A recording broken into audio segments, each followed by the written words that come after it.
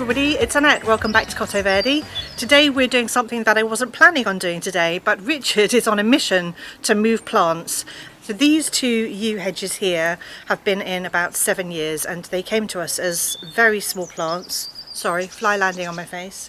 They came to us as quite small plants and we've grown them, but you can see that one has been shaped quite nicely because I managed to prune that last year, and the other one really needs a lot of help because yeah, it didn't get pruned last year. I don't know why I only did one and not the other, but I'm going to check and make sure there's nothing nesting in them, and then we're going to move them, and then I'm also going to prune them into nice conical shapes because that's the shape they're supposed to be. The reason we're moving them is because this one is quite close to the path and we think it's positioned well, and this one was planted too far away from the path. They need to be positioned symmetrically, otherwise they just look odd. And the reason this one hasn't been done is because this whole bed I knew was changing, and I just wasn't sure whether we were going to leave the yews where they are or not, and we've decided that we are, but this one therefore does need to move so that it's symmetrical. I had visions of, you know, pruning it into a nice archway, and that may well happen if I can get them to grow tall enough. So today we're going to move this yew, and then we're going to prune them both and hopefully shape them into a nice shape, conical shape. I'm going to check and make sure nothing has made a nest in here. It's unlikely because they're standalone, but you can never be too sure. So nothing nesting in it. I'm going to shift it this way by about 2 feet, which doesn't seem a lot, but it is very important, and then I'm going to prune them. Yeah, I just want to show you what we found in the soil. Now this bed we dug over when we first moved here, which was at least 10 years ago, and it was the first bed that we ever dug over, and we didn't do a particularly good job because we didn't really know what we were doing. But we haven't done anything really to that bed for a very long time, but as we're digging the hole,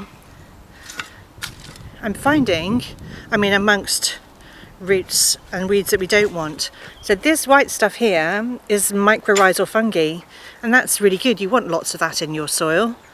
So I'm very excited to find that. When your dafts have gone over, don't forget to deadhead them. First of all, it smartens it up, but secondly, what will happen then is the plant will concentrate all its energy on the bulb down below and not trying to produce seed. Because this yew tree has been in for quite a few years, I think it's got an enormous root ball, and it's going to be a job and a half to move it just 2 feet, 1.5 feet, but it's so important. I wish we'd thought about this when it was smaller, but you just don't know, and sometimes you just have to do it. If it doesn't survive, we'll just have to fork out for a new yew tree in that spot, but at the moment we're going to try and do this. So, tools for pruning. You can use some lovely shears. I do really like these. They're Dalek ones. I can't remember who recommended them, but they were a great recommendation. Always, if you're pruning, especially something sappy like this, make sure you clean them afterwards. Give them a wipe down, because otherwise they'll very soon become unusable. So you can use big ones like this. You can also go at them with hand pruners. These are really good as well. These are Jacoti, and I really like them. They've got a lovely spring in the middle, and then, you know, a clip on the end to hold them tight. So you can see that I use these quite a lot. But my new toy that I got last year that I really like is my Bosch. So this Bosch is rechargeable, and it comes with 2 blades, so you can have a small blade or you can have the bigger blade, and this makes really easy pruning, and it's just not heavy. So for somebody like me with a bad shoulder and a bad back, this is so much easier to use than, you know, the really big hedge trimmers. I start by shaping it with my big shears, and sort of getting some shape together, and then I go over it with this, which I find super handy. Obviously if you get into thicker stems, this might not do such a good job. It depends how thick your stems are.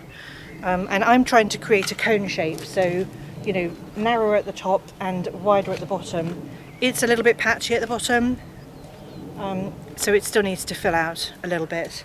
And it's really important when you're pruning to keep walking around and stepping back to make sure you're getting the shape that you want, because you can get really carried away close up by finessing things and then step back and realise you've created like a dimple or something.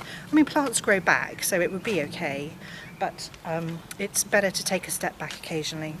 And you're going to have the joy of watching me do this and Richard slogging away in the background trying to move a yew.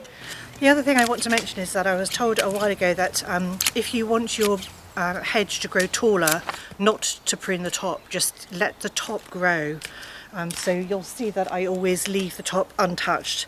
I'm not going to try and make it into a pretty shape at the top because I want it to get taller, because I do eventually want it to make an arch.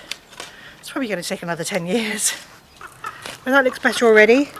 I am now going to move to my trusty Bosch. What is this? It's a Bosch ISO. I love it. This is not an ad. Let's have a look. So you turn it on by you have to move this and then press that button. So it's kind of like a two-fingered thing. It's obviously a safety thing.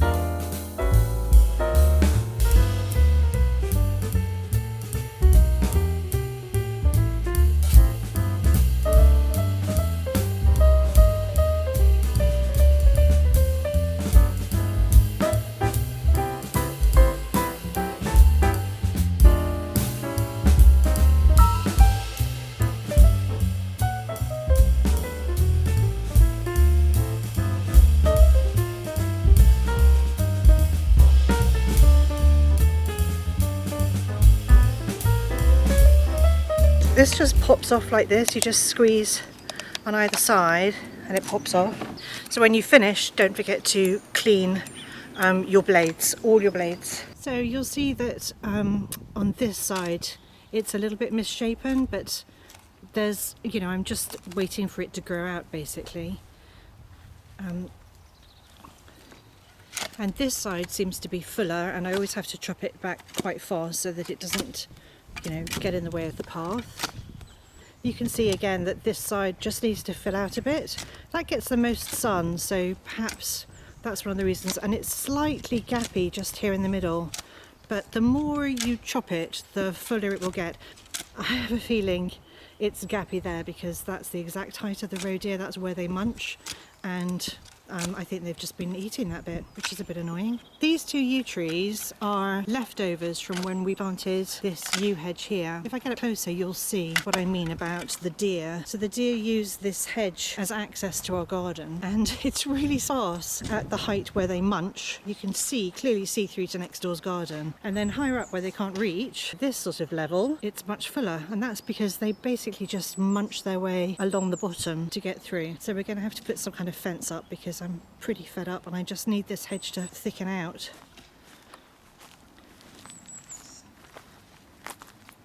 You know, it's very gappy where they just eat away at it. There's just nothing there. And then higher up, it looks fabulous. So we have tried to give this hedge a prune. It's pretty straight actually, which has done quite a good job. He did this with the hedge pruner, which I can't quite manage anymore.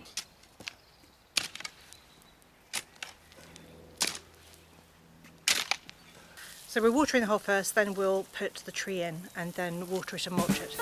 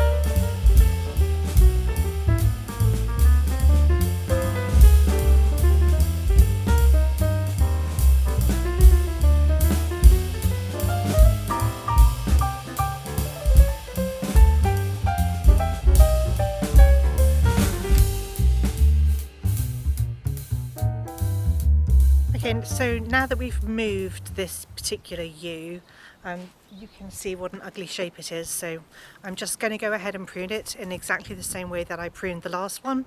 So I'll use my shears to start, and then I'll finish off with my little battery powered pruner.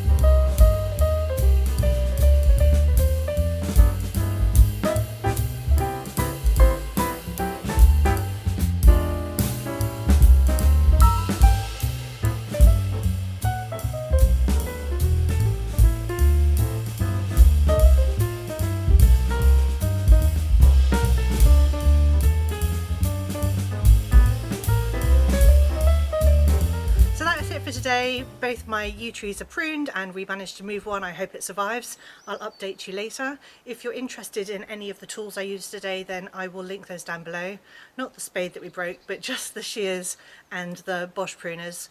Anyway, I hope you found this interesting and useful. Maybe if you're wondering how to prune your yew trees, yew bushes.